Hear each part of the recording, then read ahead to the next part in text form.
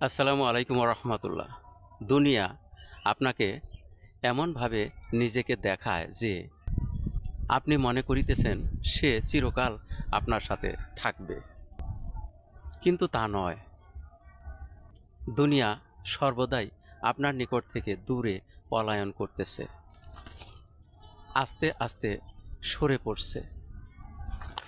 দুনিয়ার অবস্থা ছায়ার ন্যায়।